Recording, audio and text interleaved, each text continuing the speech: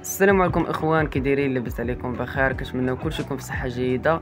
اليوم رجعنا لكم فيديو جديد في قناه اسطر عبدو.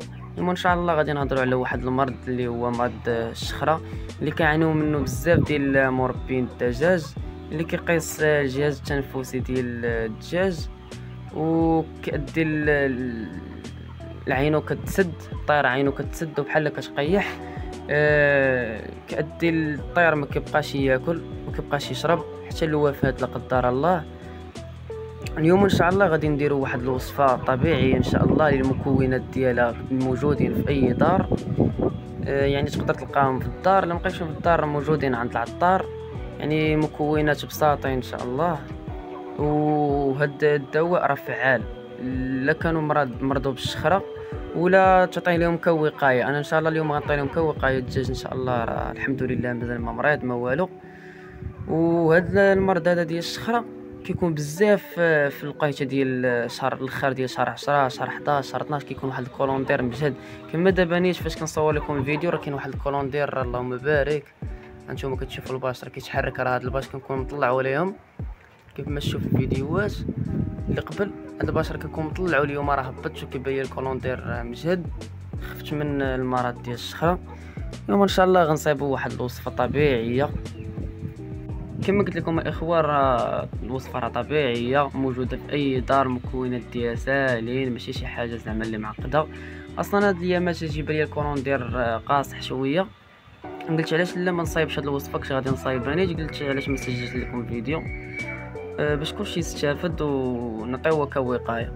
انا غنعطي لهم دابا كوقايه، نبقى نعطي لهم مره في السيمانه، خصوصا في هاد الايامات فاش كاين الكولوندير مجهد. واللي عنده الدجاج مريض بالشخره ولا الكوريزه يعطيها لهم، يتبع عليهم واحد المده ديال 3 ايام ولا 5 ايام على حسب الحاله كي دايره، واش الحاله حرجه ولا الحاله يلا بدات فيهم بالشخره. ملي يعطي لهم وقايه راه ماشي مشكل، وخا عطا لهم غير مره في السيمانه. خليكم معايا ما نطولش عليكم، نوريكم المكونات وشحال داكشي بلا ديطاي ان شاء الله. المهم تبعوا معنا ان شاء الله. بالنسبه للمكونات الاخوان، عندنا بصله حمراء، من الاحسن اللي كانت البصله حمراء، الحجم متوسط. عندنا الاخوان الزنجبيل مقطع بهذا الحجم هذا على وديت الروبو. عندنا الثومه، عندنا الخرقوم كركم، عندنا حامضه كتعصروا حامضه، وتزيدوا عليها كاس ديال الماء صغير على وديت باش يجي داكشي جاري واحد شويه ما يجيش خاشر. كما كتشوفوا الدراري دابا غادي نبداو في طريقه التحضير. كما كتشوفوا قطعنا بصله متوسطه حمراء، نزيدوا عليها 5 ديال الريوس ديال الثومه، نزيدوا عليها هاد الكميه هذه ديال الزنجبيل، نزيدوا عليها معلقه صغيره ديال الكركم، نزيدوا عليها حامضه معصره وكاس صغير ديال الماء.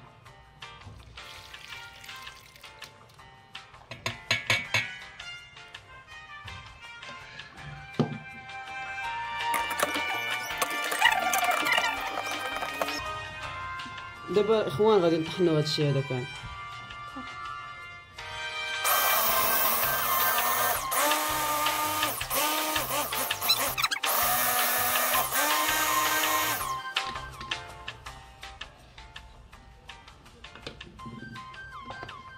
كما كتشوفوا اخوان هذه النتيجه بعد الطحين. هانتوما كيف ما كتشوفوا دابا هاد الكميه هذه غادي نديروها في النص ديالها، غنديروها في اطرون نص ديال الماء. كما كتشوفوا اخوان هي خلطنا نص ديال الكميه في اطرون نص ديال الماء.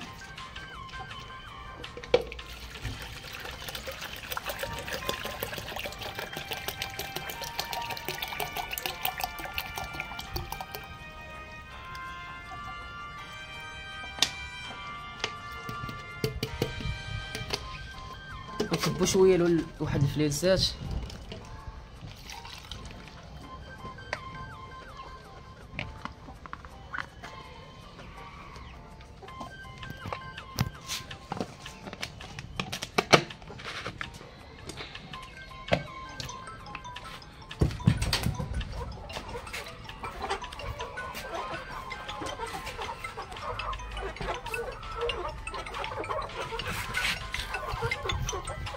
بالنسبه للمكونات الاخوان، راه انايا نسيت العسل الحر. اللي عنده العسل الحر راه من الاحسن، انا راه ما عنديش واصلا نسيته.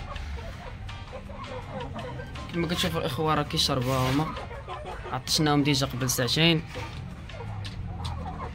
كما كتشوفوا الاخوان عطيناهم حتى الفليلسات هادو يشربوا منه، راه مزيان، راه تيقوي المناعه ومضاد للمرض الشخره.